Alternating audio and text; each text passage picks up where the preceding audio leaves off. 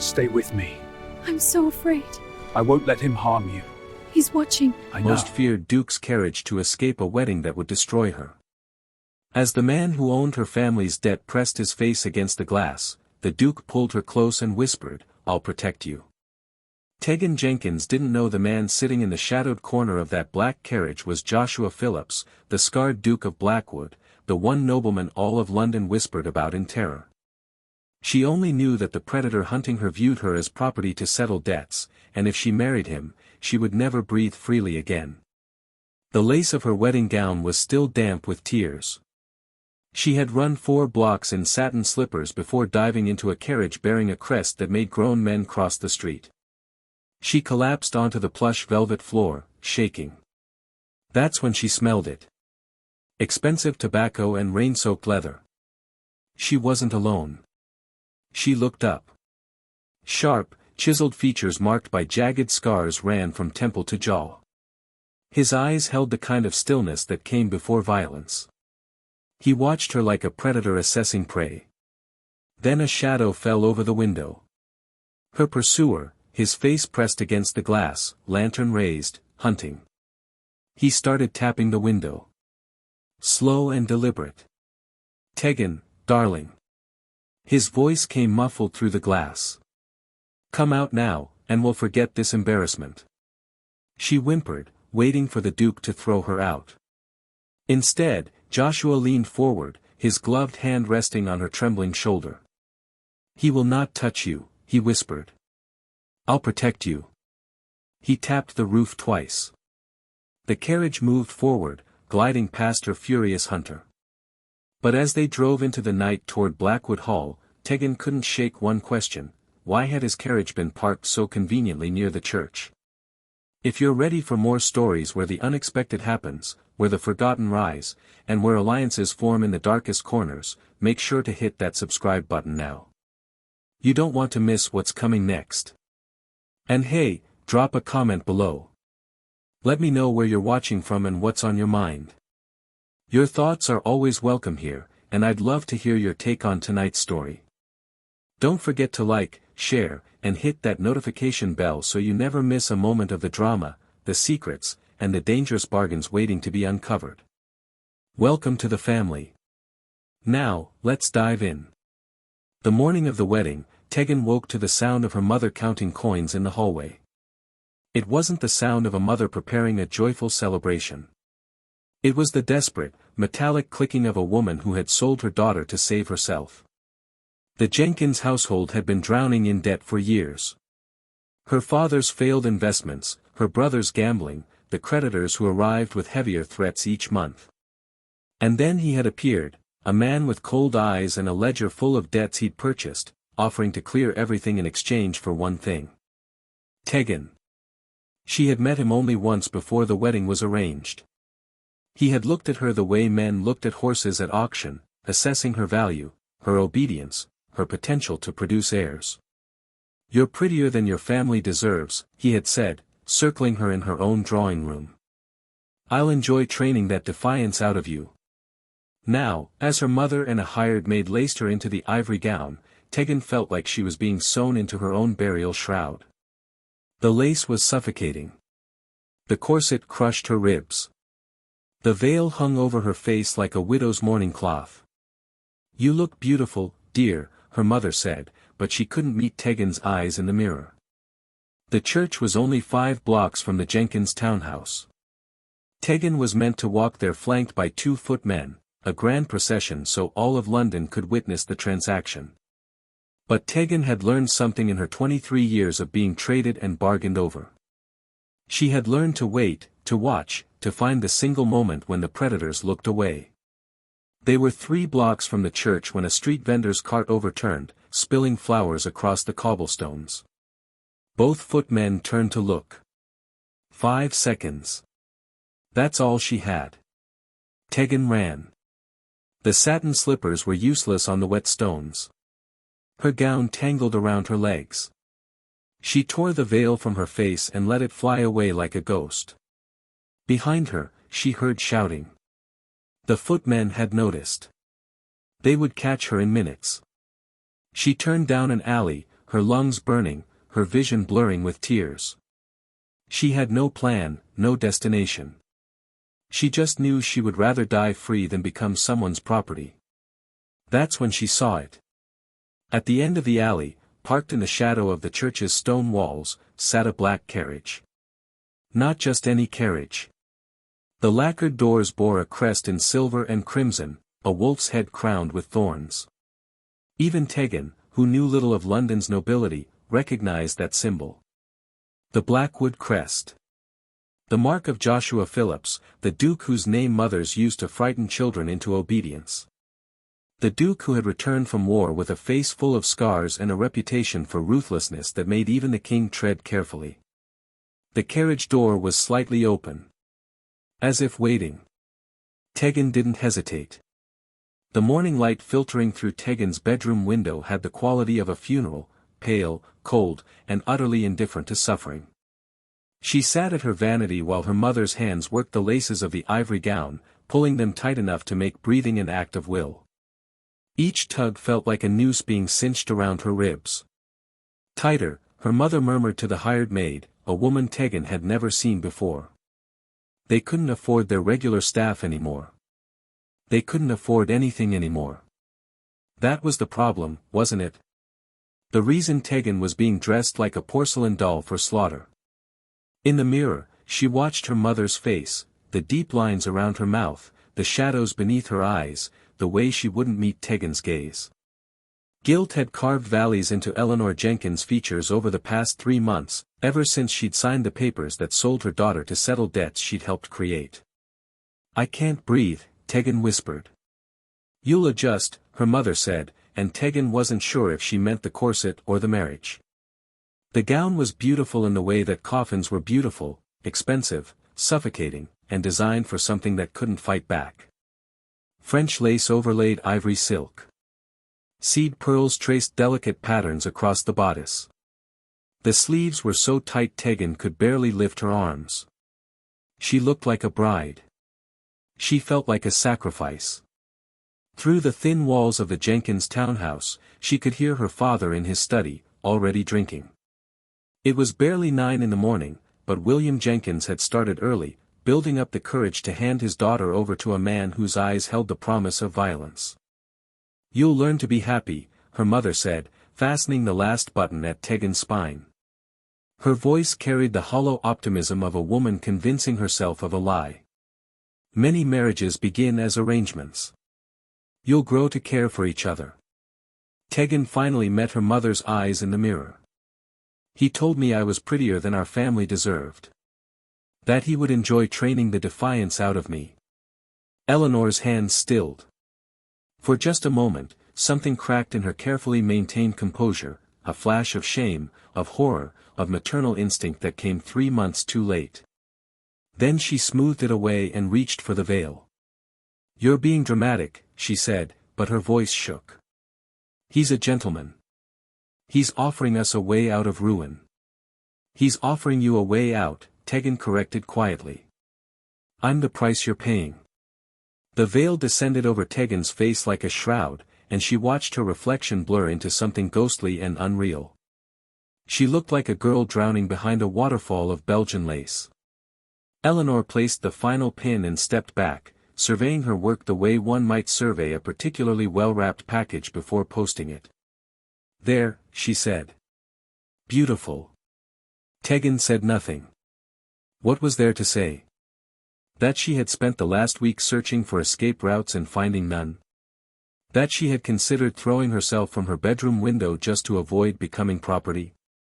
That every night she dreamed of running, only to wake and find herself still trapped? Her mother knew. She had to know. She was simply choosing the survival of the Jenkins name over the survival of her daughter's soul. A knock at the door made them both jump. The maid opened it to reveal Tegan's brother, Marcus, dressed in his finest coat, the one he hadn't pawned yet. He took one look at Tegan and had the decency to look away. "The footmen are here," he said to the floor. "It's time." Eleanor fussed with Tegan's veil one last time, her fingers trembling. "Remember to smile," she whispered. "It's easier if you smile." Tegan stood, the weight of the gown and corset and veil pressing down on her like earth on a grave. She moved toward the door, each step measured and mechanical. As she passed her mother, Eleanor caught her hand. For a heartbeat, Tegan thought she might say something, might apologize, might offer comfort, might acknowledge the monstrosity of what she'd done. Instead, Eleanor pressed a handkerchief into Tegan's palm. "Try not to cry," she said. "It will ruin the powder." Then she let go. Tegan descended the stairs to where 2 footmen waited by the front door, men she didn't recognize, hired specifically to ensure the merchandise arrived intact. They didn't look at her face. They looked at her the way one looks at a valuable package that mustn't be damaged before delivery. Outside, London continued its indifferent morning. Vendors called their wares. Carriages rattled past. Somewhere, church bells were ringing. Tegan stepped into the cold November air, expensive lace dampening with tears she couldn't stop, and began the 5-block walk to the church where a man who viewed her as livestock waited to make her his wife. She had 4 blocks left to find a miracle. Or the courage to become one. The footmen flanked her like prison guards escorting a condemned woman to the gallows. Tegan kept her eyes forward, counting cobblestones, measuring distances, waiting for the universe to offer her anything resembling a chance. The wedding gown rustled with each step, announcing her presence to every shopkeeper and passerby who stopped to stare at the Jenkins girl in her funeral whites. 4 blocks to the church. 4 blocks until she became property with a marriage certificate. 3 blocks. The footman on her left, a thick-necked man with a boxer's broken nose, kept his hand hovering near her elbow, ready to grab if she so much as stumbled. The one on her right was younger, leaner, but his eyes held the same mercenary calculation. They'd been paid well to deliver her intact. 2 blocks. Tegan's heart hammered against the whalebone prison of her corset. Her satin slippers were already soaked through from the damp cobblestones. November had painted London in shades of grey, grey sky, grey stones, grey future stretching endlessly ahead. She had no plan. No destination. No allies waiting in the shadows to spirit her away. She only knew that walking into that church meant death. Not the quick kind, but the slow erosion of everything that made her Tegan Jenkins instead of a possession to be used and discarded. 1.5 blocks. Ahead, she could see the church's stone spire piercing the low clouds. Her throat tightened. Then, a crash. A flower vendor's cart overturned 20 feet ahead, spilling roses and lilies across the street in an explosion of crimson and white. The vendor shouted. A young boy darted forward to help. Pedestrians stopped to watch the spectacle. Both footmen turned their heads. 5 seconds. Maybe less. Tegan didn't think. Thinking would paralyze her. She ran. The wedding gown immediately betrayed her, heavy skirts tangling around her legs. She grabbed fistfuls of silk and lace and yanked them up, not caring who saw her ankles, her calves, not caring about anything except the burning need to move. Behind her, a shout. Oi! Miss Jenkins! Her veil whipped backward, catching on something. She tore it free and let it fly away like a ghost fleeing a haunting. The loss of it felt like shedding chains. She careened around a corner into an alley, her breath coming in ragged gasps that the corset turned into knives in her ribs. The satin slippers were worse than useless on the wet stones, she might as well have been running on ice. Heavy footsteps pounded behind her. The footmen were faster, unencumbered by layers of silk and shame. Tegan's vision blurred with tears and panic. She had no plan, no sanctuary, nowhere to hide. She was a girl in a wedding gown running through the streets of London with 50 pounds of fabric trying to drag her down. The alley opened onto a narrow street shadowed by the church's stone walls. That's when she saw it. The carriage sat in the shadows like a predator at rest, all black lacquer and silver fittings, drawn by 2 massive black horses that stood perfectly still despite the chaos of the street.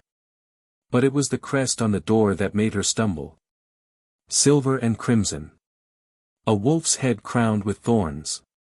Even through her panic, even with her limited knowledge of London's nobility, Tegan recognized that symbol. The Blackwood crest. The mark of the Duke who made grown men cross the street.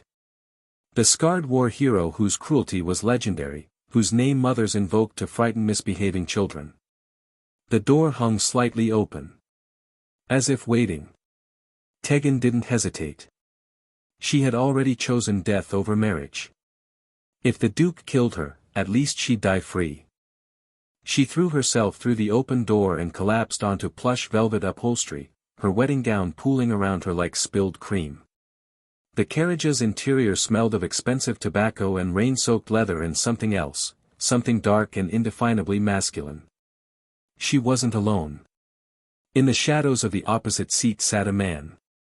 Tall, broad-shouldered, dressed in black that made him almost invisible against the dark upholstery. Then he leaned forward slightly, and weak November light caught his face.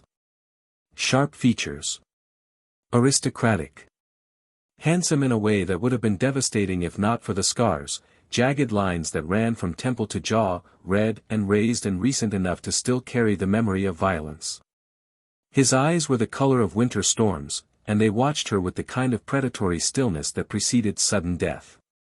Tegan's breath caught. She'd escaped a monster by throwing herself into the den of a legend. Then shadows fell across the carriage window. A face pressed against the glass, older, fleshed with prosperity, eyes bright with fury. The man her family had sold her to. He raised a lantern, illuminating the interior. "Tegan, darling," came his muffled voice through the glass, saccharine sweet and venomous. "I can see you in there. Come out now, and we'll forget this embarrassment. Stay, and I'll make sure everyone knows what kind of woman runs away from her obligations." His knuckles rapped against the window. Slow. Deliberate. Each tap a promise of consequences. Tegan pressed herself back against the velvet seat, shaking, waiting for the Duke to throw her out to settle whatever debt she'd just created by invading his carriage. Instead, Joshua Phillips leaned forward. His gloved hand, soft leather, expensive, came to rest on her trembling shoulder. "He will not touch you," the Duke whispered, his voice like smoke and silk and steel. "I'll protect you." He tapped the roof twice with his walking stick. The carriage lurched forward, smooth and inexorable, gliding past the man at the window whose face transformed from smugness to shock to impotent rage. As London began to slip past the windows and the church spire faded behind them, Tegan finally allowed herself to breathe. But one question burned in her mind, sharp and insistent: why had the most feared Duke in London been parked so conveniently outside the church where she was meant to be married? The carriage rolled through London in silence broken only by the rhythmic clatter of hooves on cobblestones and Tegan's ragged breathing. She couldn't stop shaking. The adrenaline that had carried her through the escape was draining away, leaving behind bone-deep exhaustion and the creeping realization of what she'd just done. She'd thrown herself from one predator into the jaws of another, and this one had a reputation that made her intended husband look like a gentleman. Joshua Phillips sat across from her, perfectly still, watching her with those winter storm eyes. He hadn't spoken since his whispered promise of protection. Hadn't moved except to tap the roof. Just watched, as if she were a puzzle he was methodically solving. Tegan tried to make herself smaller against the velvet seat, hyper-aware of how she must look, wedding gown torn and mud-splattered, hair falling from its pins, face undoubtedly streaked with tears and cosmetic powder. She'd invaded this man's carriage uninvited, brought trouble to his door, and now sat waiting for him to name his price. Because men like him always had a price. "Thank you," she finally managed, her voice barely above a whisper. For letting me." "You're bleeding," he said. Tegan looked down. He was right. Her hands were scraped raw from her fall into the carriage, and a thin line of blood traced down her left palm where she'd caught herself on something sharp. She hadn't even felt it. The Duke reached into his coat and withdrew a pristine handkerchief, offering it across the space between them. When Tegan hesitated, he simply placed it on the seat beside her and returned his hand to his walking stick. We have an hour's drive, he said. I suggest you rest. She didn't rest.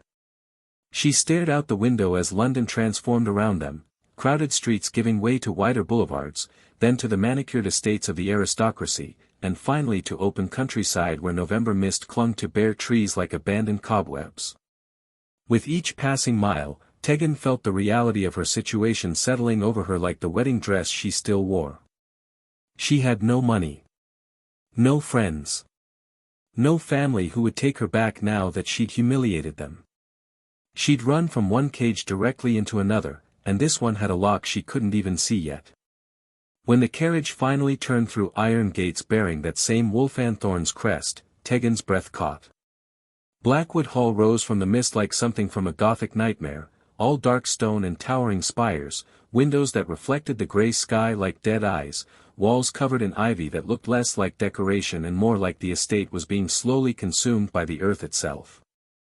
Even the grounds were severe, with skeletal trees lining the drive like sentries. This was where monsters lived. The carriage stopped before massive oak doors. The Duke descended first, moving with the controlled grace of a predator, then turned and offered his hand to help Tegan down. She took it because she had no choice. His grip was firm but not painful, and he steadied her when her ruined slippers failed to find purchase on the gravel. The doors opened before they reached them, revealing a stern-faced woman in a housekeeper's black dress and a younger maid with wide, curious eyes. Mrs. Hartwell, the Duke said, his voice carrying the casual authority of someone accustomed to instant obedience. This is Miss Jenkins. She requires a room, a bath, medical attention for her hands, and appropriate clothing. See to it immediately. Of course, Your Grace. The housekeeper's eyes flickered over Tegan's disheveled state without judgment, though the maid couldn't quite hide her shock. And Mrs. Hartwell, the Duke added, his tone sharpening, Miss Jenkins is under my protection. That means she goes nowhere without my knowledge, and no one, particularly no one claiming to be family or fiancé, is admitted to see her. Do I make myself clear? Perfectly clear, Your Grace. Tegan's stomach dropped. She goes nowhere without my knowledge. There it was. The lock clicking into place. She'd traded one prison for another. At least this one had better upholstery. The Duke turned to her, and for a moment something almost like gentleness crossed his scarred features. You're safe here, Miss Jenkins. No one will touch you. Safe. The word tasted like ash. She wasn't safe. She was his now, as surely as if he'd purchased her at auction alongside furniture and livestock. Why? The question escaped before she could stop it. Why did you help me? What do you want? Joshua Phillips studied her for a long moment, those storm-colored eyes revealing nothing. Then he smiled, a small, cold thing that never reached his eyes. We'll discuss terms after you've rested, he said. Mrs. Hartwell will show you to your room. I suggest you take advantage of the bath. We dine at 8, and I expect you to join me. It wasn't a request. He turned and walked deeper into the shadowed hall, his walking stick tapping against marble floors, leaving Tegan standing in the entrance of Blackwood Hall in her ruined wedding dress, realizing with perfect clarity that she'd escaped one man who wanted to own her only to deliver herself to another who already did. The housekeeper touched her elbow gently. Come along, miss. Let's get you cleaned up. Tegan followed, because she had nowhere else to go. The cage door closed behind her with a whisper of well-oiled hinges, and she didn't hear it lock. She didn't need to. The room Mrs. Hartwell led her to was nothing like Tegan expected. She'd braced herself for a cell, or at minimum something austere and punishing.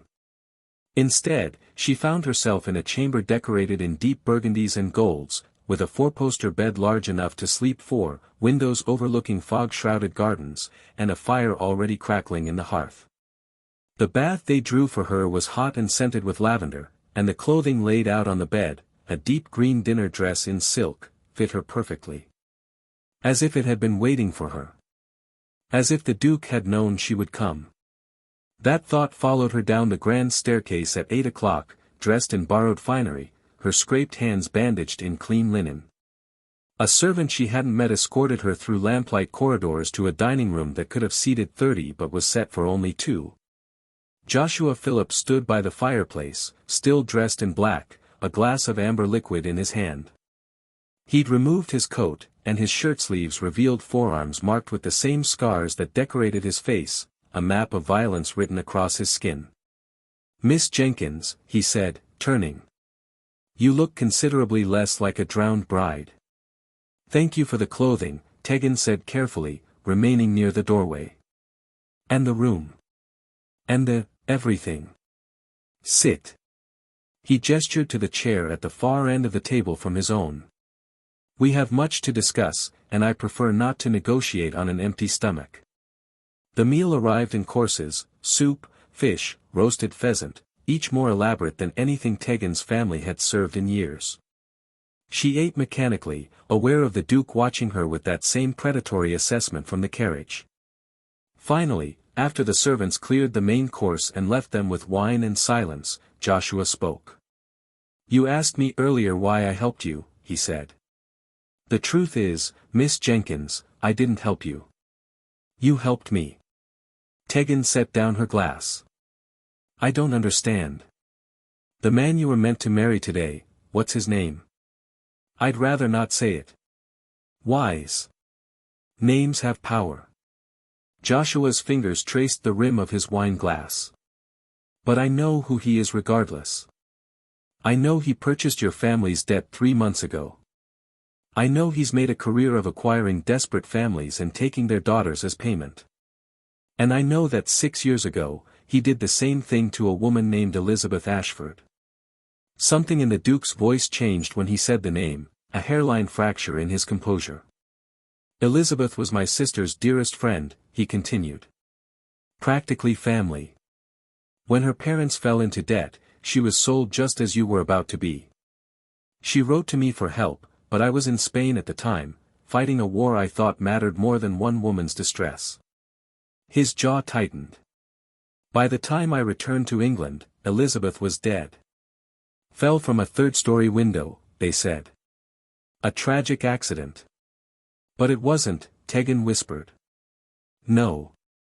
Joshua's hand moved to his face, fingers tracing the scars that ran from temple to jaw.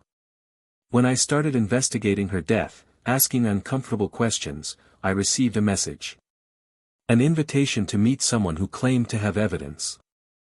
I went, because I was young and arrogant and believed myself invincible." His smile was bitter. "I learned otherwise. 3 men held me down while a 4th took a blade to my face. Very slowly. Very deliberately. A warning," he said, "to stop meddling in other men's business." Tegan's throat tightened. "The man I was meant to marry. Not personally. He's far too refined to bloody his own hands. But his men, on his orders, yes." Joshua finally met her eyes. "He marked me, Miss Jenkins, and he murdered Elizabeth. And for 6 years, I've been waiting for the right moment to destroy him. And I'm that moment. You're the opportunity I've been waiting for." Joshua leaned forward, candlelight casting his scarred face in stark relief. "Here's what I propose: you marry me instead. A legal marriage that grants you immunity from his claims. Married women cannot be forced to settle their family's debts through subsequent marriage. You'll have the protection of the Blackwood name, substantial financial security, and freedom to live as you choose. And what do you get? Revenge." The word fell like a blade. "Your former intended has spent years building a reputation as a respectable gentleman. Having his intended bride marry the Duke of Blackwood instead, a man he publicly scarred and humiliated, would be a very public declaration of war. It would force him out of the shadows where he's operated safely. And when he retaliates, as he will, I'll finally have legal justification to destroy him completely." Tegan stared at him, her mind racing. "You want to use me as bait. I want to offer you a choice." Joshua's voice softened. "You can stay here as my guest, under my protection, and I'll ensure no one forces you into anything. Or you can marry me, a marriage of convenience, nothing more, and help me ensure that what happened to Elizabeth never happens to another desperate woman. A fake marriage. In every way that matters. Separate bedrooms. Separate lives. You'll be the Duchess of Blackwood in name only, free to pursue whatever interests you choose. After a year, perhaps two, once he's been dealt with, we can quietly arrange an annulment or continue as we are. Your choice. Tegan looked at this scarred, dangerous man offering her a devil's bargain wrapped in the language of protection and justice. He was using her, yes, but he was being honest about it. That was more than any other man in her life had offered. If I agree, she said slowly, I want your word that I'm not a prisoner here. That I can leave if I choose. You have it. And I want to know everything. No secrets. If I'm helping you destroy a man, I deserve to know exactly what I'm walking into. Joshua smiled, and for the first time it reached his eyes. I wouldn't have it any other way, Miss Jenkins. He stood and crossed to her end of the table, extending his hand. Do we have an arrangement? Tegan looked at his scarred hand, thought of Elizabeth Ashford falling from a window, thought of the life she'd almost been forced into, and made her choice. She took his hand. We do. Tegan couldn't sleep. She lay in the massive four-poster bed, staring at the canopy above her, listening to Blackwood Hall settle and creak around her like a living thing. The fire had burned down to embers. Beyond the windows, fog pressed against the glass like something trying to get in. Her mind wouldn't stop circling the Duke's proposal. A fake marriage. Protection in exchange for being bait. It was a better offer than anything else she'd received in her 23 years, which said something bleak about the trajectory of her life. But something nagged at her. Something about the convenient timing of it all. At 2 a.m, she gave up on sleep, wrapped herself in the silk dressing gown Mrs. Hartwell had provided, and slipped into the shadowed corridors of Blackwood Hall. She told herself she was exploring. Getting familiar with her new prison, no, sanctuary. She told herself she wasn't looking for anything in particular as she drifted past portraits of stern-faced ancestors and through drawing rooms decorated in expensive darkness. But her feet carried her to the library as if they knew the way. The room was vast, 2 stories of leather-bound volumes stretching toward a ceiling painted with mythological scenes of divine punishment. Moonlight filtered through tall windows, turning everything silver and gray. The air smelled of old paper and pipe tobacco and secrets. Tegan ran her fingers along the spines of books, not really seeing them, her mind still turning over Joshua's words at dinner. You helped me. The opportunity I've been waiting for.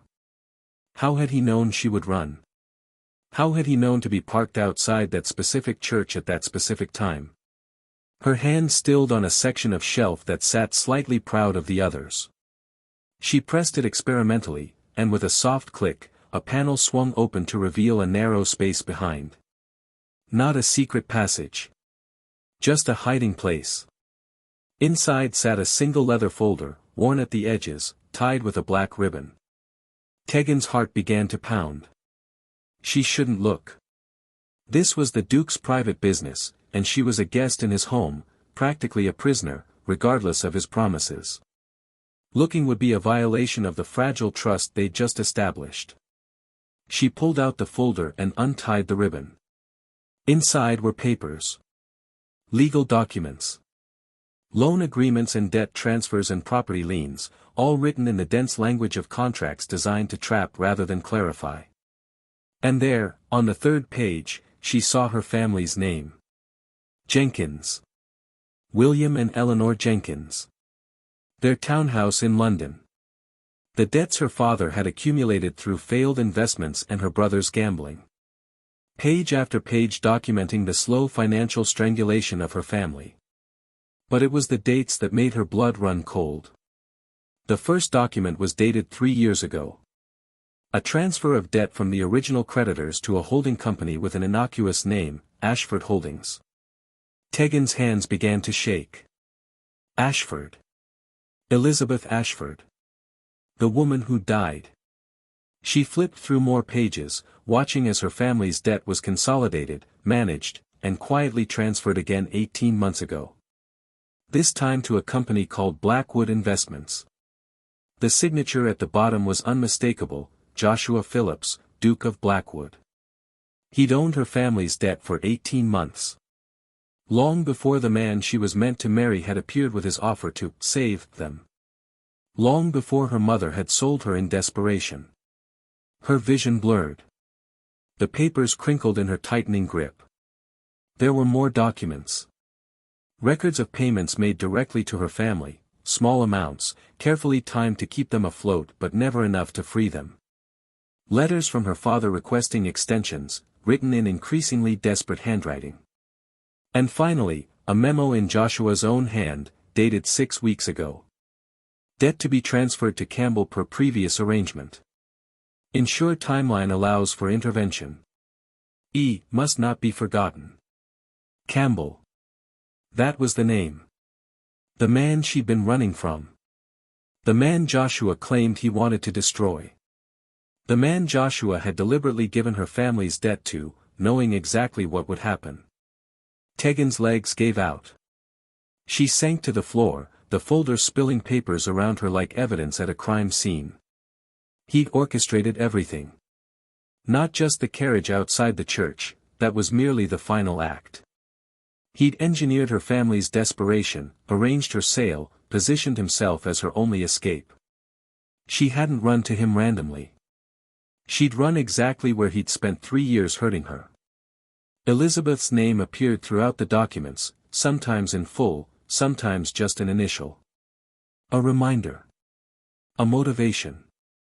A justification for what he was doing. He'd turned Tegan into a weapon against the man who'd killed his friend. But to do it, he'd made her suffer first. He'd watched her family spiral, watched her mother sell her, watched her walk toward a marriage that would destroy her, all so she would be desperate enough, broken enough, to accept his offer without question. I see you found my insurance policy. Tegan's head snapped up. Joshua stood in the library doorway, still fully dressed despite the hour, as if he'd been waiting for this moment. His face was unreadable in the moonlight. 3 years, Tegan said, her voice shaking with rage. You've owned my family's debt for 3 years. Yes. You gave it to him. To Campbell. You engineered my engagement. Yes. You let me believe I was a prisoner in my own home.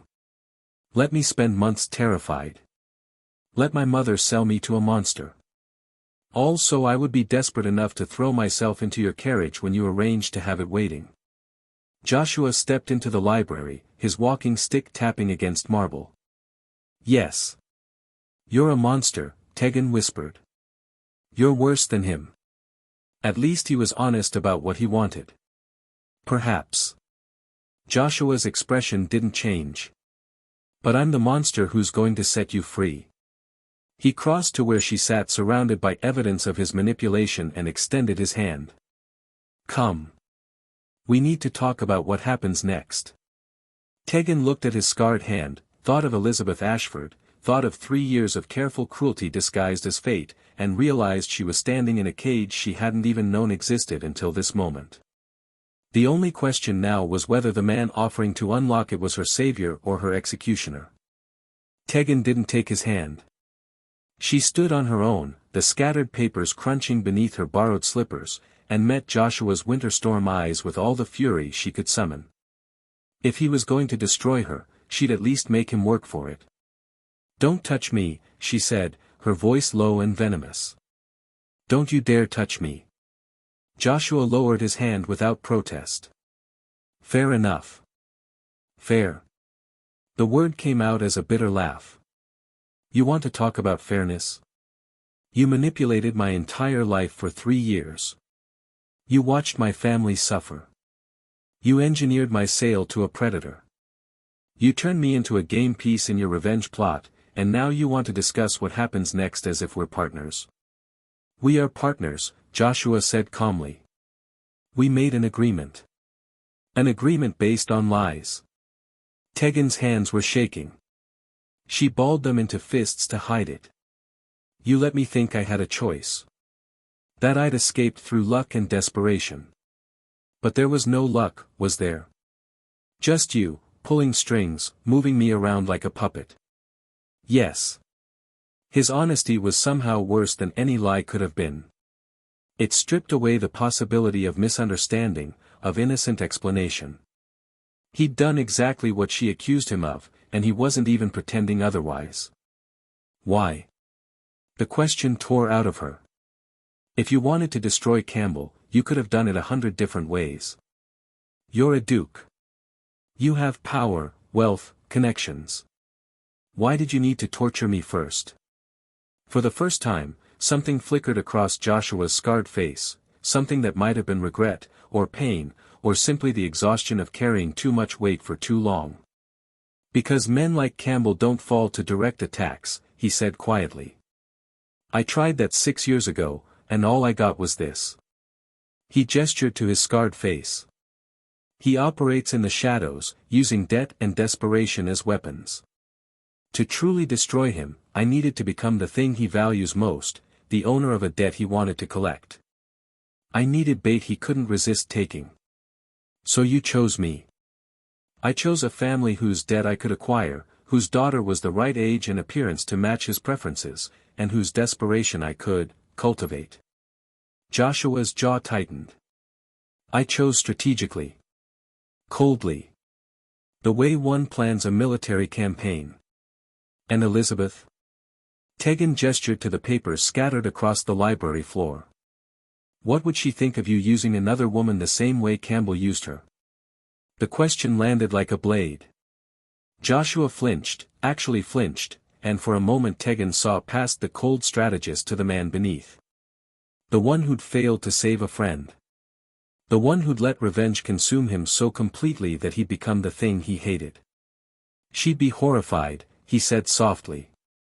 Which is why I'm going to give you something I never gave her when she begged for help. A choice.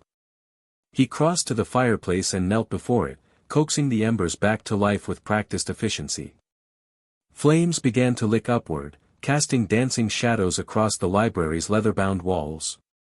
Then he gathered the scattered papers, every document, every debt transfer, every piece of evidence of his 3-year manipulation, and held them over the growing fire. These are the chains I forged for you, Joshua said, his voice steady. Your family's debts. The leverage Campbell thought he had. The strings I used to move you where I needed you to go. He looked at Tegan, and his eyes were no longer cold. They were burning. I'm offering you the choice I should have offered you from the beginning. I can burn these now and give you complete freedom. No debts. No obligations. No fake marriage or revenge schemes. You can walk out of Blackwood Hall tomorrow morning with enough money to start over anywhere you choose, and you'll never hear from me again. Or. Tegan's throat was tight. Or I burn them anyway, but you stay. Not as my pawn, but as my partner. Knowing exactly what I did. Knowing I manipulated you. And choosing, with full knowledge, to help me destroy the man who kills women like Elizabeth. Like you nearly became. He held the papers over the flames, waiting. Either way, these burn. Either way, you're free of the debt. The only question is whether you're free of me as well. Tegan stared at the papers, at Joshua's scarred hands holding her family's ruin over the fire, at the man who tortured her with kindness disguised as cruelty disguised as salvation. She should run. Should take his offer of money and freedom and never look back. Should escape this gothic nightmare before it consumed her the way it had consumed him. But she thought of her mother counting coins in the hallway. Of Campbell's hand on her throat in the library. Of Elizabeth Ashford falling from a window while men in power looked away. Burn them, she said. Joshua's eyes searched hers. Which choice are you making? Both. Tegan stepped closer to the fire, close enough to feel its heat on her face. Burn the debts. Free my family. And then we destroy Campbell together. Not because you manipulated me into it. Because I'm choosing it. Because women like Elizabeth, like me, deserve better than men who think they can own us. For a long moment, Joshua didn't move.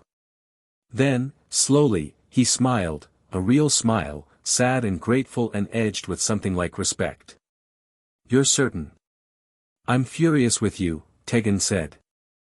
"I may never forgive you for what you did. But I'm also done being property. So yes, Your Grace. I'm certain."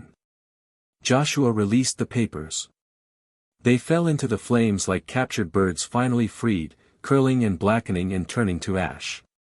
3 years of manipulation. 18 months of debt ownership.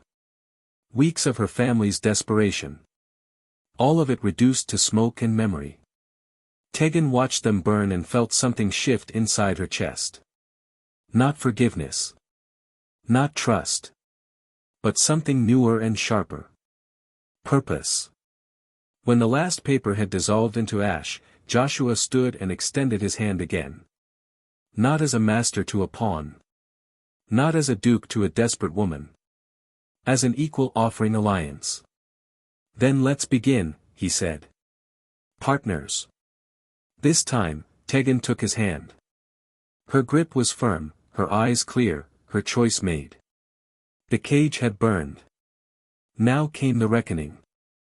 The royal masquerade was held in the king's winter palace, and Tegan had never seen so much wealth concentrated in one place. Crystal chandeliers dripped from vaulted ceilings like frozen waterfalls. Gold leaf covered every surface that wasn't already marble or mirrors.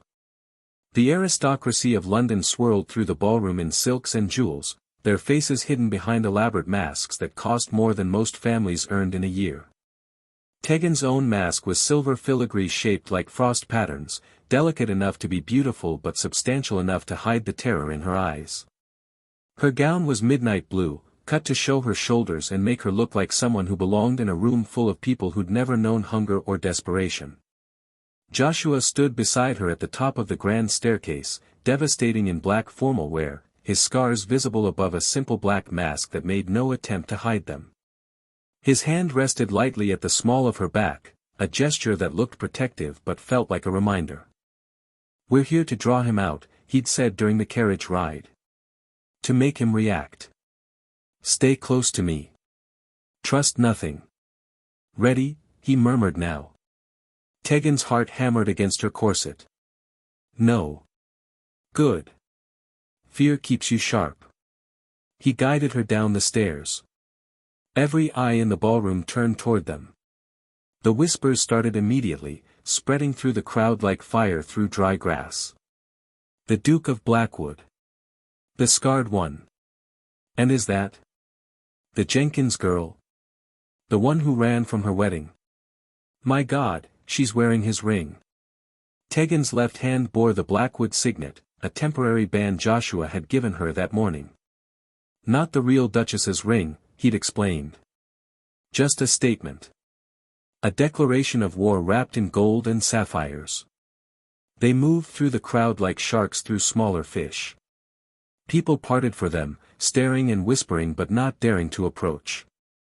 Joshua's reputation preceded him like a wall of ice. "He's here," Joshua said quietly, his eyes scanning the room. "Southeast corner. Red mask. Don't look directly at him."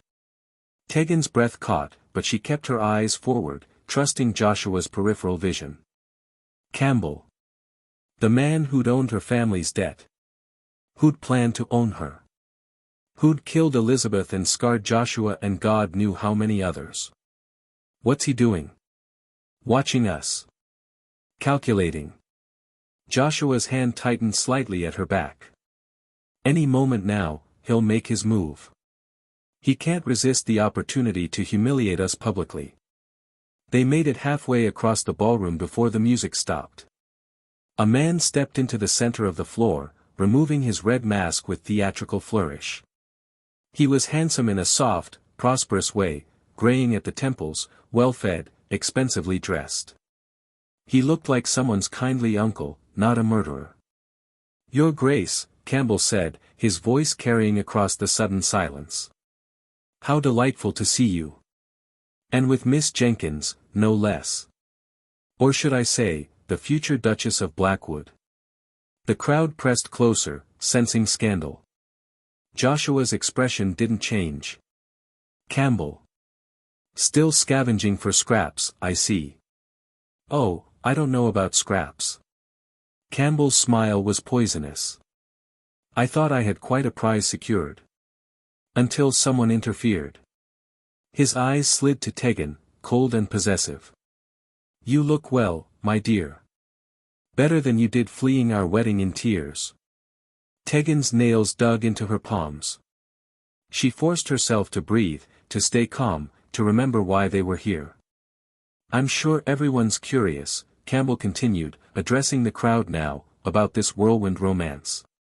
The Duke of Blackwood, who's barely been seen in society for 6 years, suddenly swooping in to rescue a desperate girl from her family obligations. It's almost chivalrous. If one didn't know the truth. And what truth is that? Joshua's voice was dangerously soft. Campbell produced a document from his coat with a magician's timing. The truth that the Duke didn't rescue Miss Jenkins at all. He purchased her. Or rather, he purchased her family's debts 18 months ago and has been holding them like a leash ever since. He engineered her desperation, gentlemen and ladies. He created the very situation he claims to have saved her from. Gasps rippled through the ballroom. Tegan felt the crowd's attention shift, their sympathy curdling into judgment. The great Duke of Blackwood, Campbell said, his voice dripping with false sympathy, is no better than the rest of us. He simply has better PR. He manipulated this poor girl's entire life, drove her family to ruin, and now parades her around as if he's some kind of hero. When in reality, he's just another man who bought a woman and called it romance. The silence that followed was absolute. Tegan could feel Joshua's tension radiating through his hand at her back, could sense the trap closing around them both. Campbell had done his research. Had found the evidence. And now he was using Joshua's own manipulation against him, in front of all of London's elite. This was the moment Joshua had anticipated. The retaliation.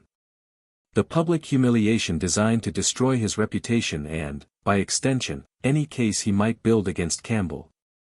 But Joshua had underestimated one thing. He'd underestimated Tegan. She stepped forward, away from Joshua's protective hand, and removed her mask. Let them see her face. Let them see she wasn't hiding. You're absolutely right, she said clearly, her voice carrying across the ballroom. The Duke did manipulate my situation. He did purchase my family's debts. He did engineer circumstances to force me into his carriage. Campbell's smile widened, victorious. But you forgot to mention, Tegan continued, what you were planning to do with me once you had me. Should I tell them about the library, Mr. Campbell?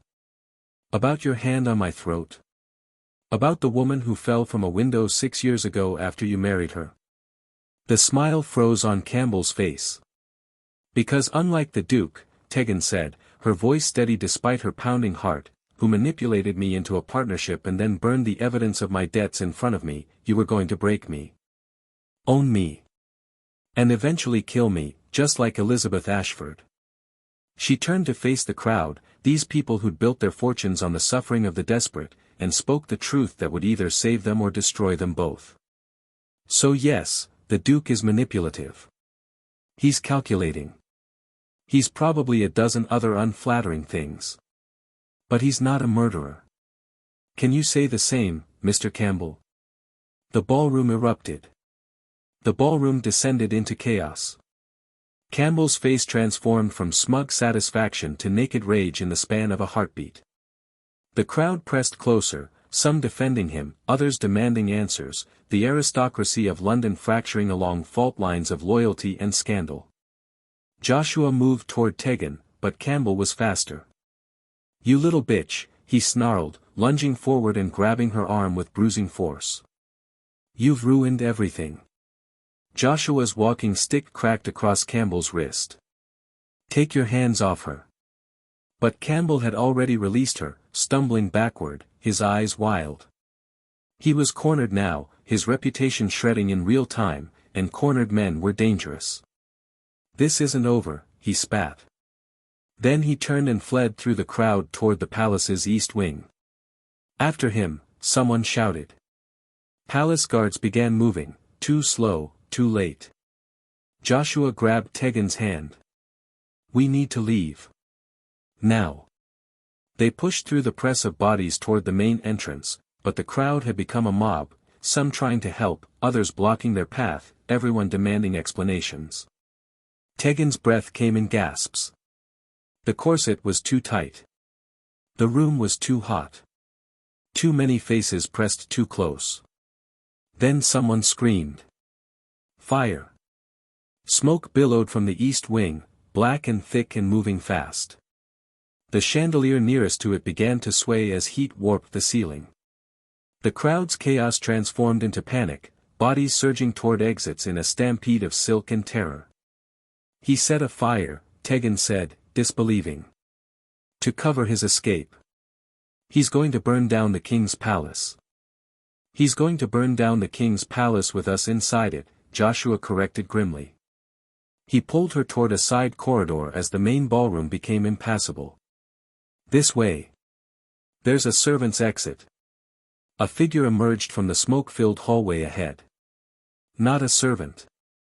One of Campbell's men, the same thick-necked brute who'd escorted Tegan to her wedding. He smiled when he saw her. "Mr. Campbell wants a word, miss," he said, stepping forward.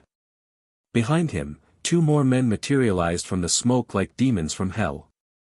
Joshua moved in front of Tegan, his walking stick raised like a weapon. "She's not going anywhere with you. Wasn't asking your permission, your grace." The fight was brief and brutal. Joshua was trained, but he was one man against three, and they'd come prepared with clubs and knives. He got in several good strikes. Tegan heard bone crack, saw one man go down clutching his ribs, but numbers won. They pinned Joshua against the wall, one man's forearm across his throat, and the thick-necked brute advanced on Tegan. "Don't make this difficult," he said. "Mr. Campbell just wants to have a conversation about your accusations. Sort this all out like civilized people." Tegan ran. She fled deeper into the palace, away from the fire, away from the ballroom, into unfamiliar corridors filled with smoke and shadows. Behind her, heavy footsteps pounded in pursuit. She burst through a door and found herself in a drawing room, elegantly furnished and utterly useless. The only exit was the way she'd come in, and her pursuer was already filling the doorway. "End of the line, miss." Tegan's eyes darted around the room. No weapons. No alternate exits. Just expensive furniture and windows. She ran to them and threw one open. Cold November air rushed in, clearing some of the smoke. She looked down and her stomach dropped. 3 stories. Straight down to cobblestones and certain death. But to the right, running along the palace's exterior, was a decorative stone ledge, maybe 8 inches wide, carved to look like ornamental molding. It ran about 20 feet to the corner of the building where another window glowed with lamplight. "Don't be stupid," the brute said, moving toward her. "You'll fall. Better than going with you." Tegan hiked up her ball gown, climbed onto the windowsill, and stepped out onto the ledge. The wind hit her immediately, cold and vicious, whipping her hair across her face. The ledge was even narrower than it had looked from inside, her feet barely fit. Below, the cobblestones waited with patient malice. "Christ, woman, get back inside," her pursuer shouted, genuine alarm in his voice now. Tegan didn't look at him. Didn't look down. She pressed her back against the cold stone wall and began shuffling sideways, inch by terrifying inch. The wind tried to peel her off the building. Her borrowed slippers had no grip on the frost-slicked stone. Twice she slipped, her heart stopping as her weight shifted forward, only catching herself at the last second by digging her fingers into the minute gaps between stones. Below, she could hear shouting. The palace guards had noticed the fire. People were evacuating into the courtyard, pointing up at the madwoman on the ledge. 10 feet to go. Her legs were shaking so badly she could barely control them. Her fingers were going numb from cold and terror. 5 feet. Behind her, she heard the brute climbing out the window, attempting to follow. His weight was too much, the decorative ledge cracked audibly, and he scrambled back inside with a stream of curses. 2 feet. The lighted window was close enough to touch. Tegan could see inside, a study, empty, door closed. 1 foot. She reached for the window frame, her fingers brushing the cold glass. Her foot slipped. For one eternal second, Tegan was falling, her body tilting forward into 3 stories of empty air, nothing beneath her but death. Then her hand caught the window frame. She slammed against the palace wall hard enough to knock the breath from her lungs, dangling by one arm, her feet scrabbling for purchase on nothing. Her shoulder screamed. Her grip was slipping. With strength she didn't know she possessed, Tegan hauled herself up, got her other hand on the frame, and threw herself through the window in a graceless sprawl of silk and terror. She lay on the study floor, gasping, shaking, alive. Behind her, smoke was beginning to seep under the door. The fire was spreading. She had escaped Campbell's men. She had climbed a ledge 3 stories above death. Now she just had to escape a burning palace and find Joshua before the whole night went to hell. Tegan stood on trembling legs, brushed broken glass from her gown, and ran toward the sound of distant shouting. If she was going to survive this, she'd survive it on her feet. Tegan found Joshua in the palace courtyard, surrounded by guards and covered in soot and blood that she prayed wasn't his own. When he saw her stumbling through the smoke-filled doorway, alive and whole despite being torn and disheveled, something cracked in his carefully controlled expression. He crossed to her in 3 strides and pulled her against his chest, one hand cradling the back of her head, the other wrapped around her waist as if he could physically prevent the world from taking her. "You climbed the ledge," he said against her hair, his voice rough. "I saw you. 3 stories up. You could have died. But I didn't." Tegan's hands fisted in his ruined coat. She was shaking so hard her teeth chattered. "Where's Campbell?" "In custody." Joshua pulled back just enough to meet her eyes. His men confessed. Not just to tonight's kidnapping attempt, but to Elizabeth's murder. To 3 other women who accidentally died after marrying men whose debts Campbell owned. The king's guards have him in chains. Relief hit Tegan so hard her knees buckled. Joshua caught her, lowered her gently to sit on the courtyard's stone bench, and knelt in front of her like a supplicant before an altar. "You destroyed him," he said quietly. "Not me. You. When you stood in that ballroom and spoke the truth in front of everyone who mattered, you took away his greatest weapon, his respectability. Everything that followed was just aftermath." "We destroyed him," Tegan corrected. "That was the plan, wasn't it? Partners." Joshua's scarred mouth curved into something too complicated to be called a smile. "Partners. Yes." He reached into his coat and withdrew a small velvet box, soot-stained and battered from the night's chaos. "Which is why I need to tell you something before I offer you this." Tegan's heart stuttered. She recognized that box. Had seen its twin in the family vault when Mrs. Hartwell had given her the tour of Blackwood Hall. The real Blackwood signet ring. Not the temporary statement piece she'd worn tonight, but the ring that had marked every Duchess of Blackwood for 6 generations. The marriage was supposed to be fake, Joshua said, his voice steady despite the tremor in his hands. A legal arrangement. Separate lives. An annulment after a year. That was our agreement. I remember. I don't want that anymore. The words came out raw, honest, stripped of the careful control he usually maintained. Somewhere between watching you stand up to Campbell in front of all of London and seeing you risk death rather than surrender, I stopped thinking of you as a partner in revenge and started thinking of you as, he stopped, took a breath. As someone I don't want to lose. Tegan's throat tightened. Joshua. Let me finish. Please. He opened the box. The blackwood ring gleamed in the firelight, platinum set with a black diamond, beautiful and severe and absolutely real. I manipulated you. Used you. Turned your suffering into strategy. And you had every right to walk away the moment you discovered the truth.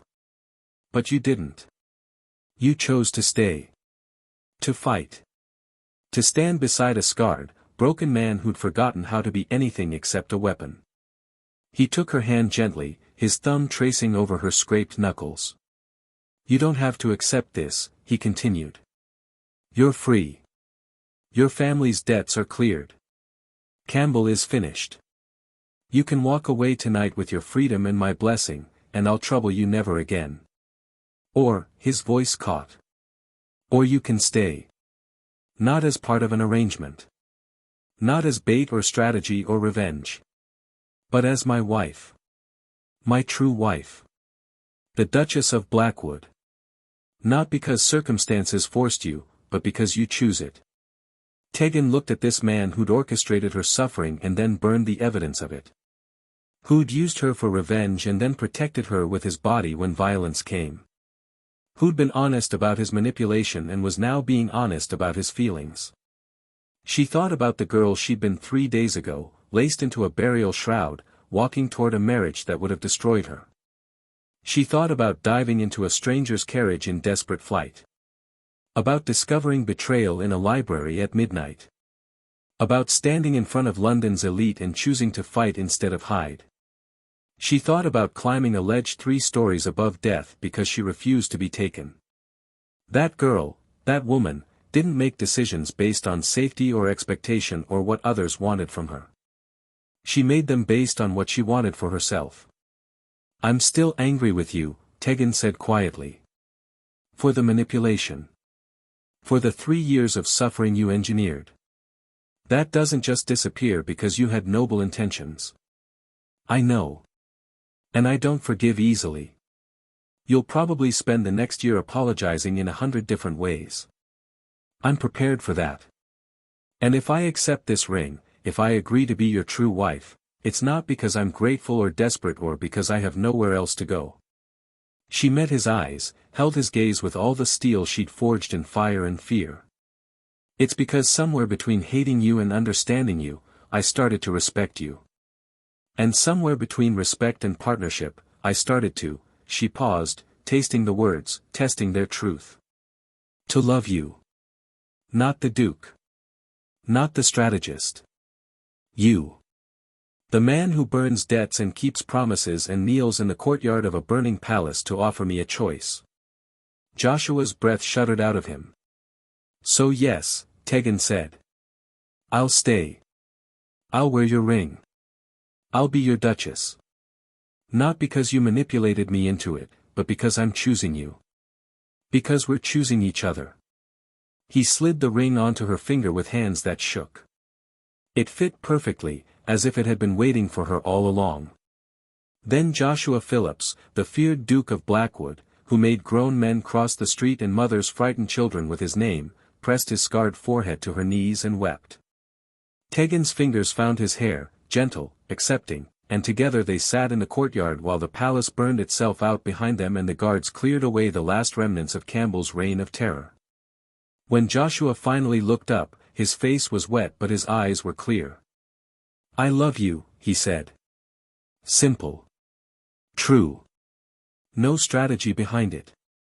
I know, Tegan said, and pulled him up to kiss her. The kiss tasted like smoke and freedom and the beginning of something neither of them had planned but both of them chose.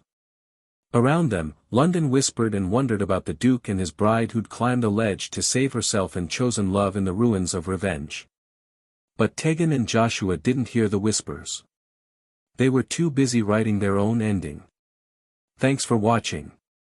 If you enjoyed this video, please like and subscribe to support the channel. I've got another great story lined up for you, click the video on your screen now to watch it next. See you there.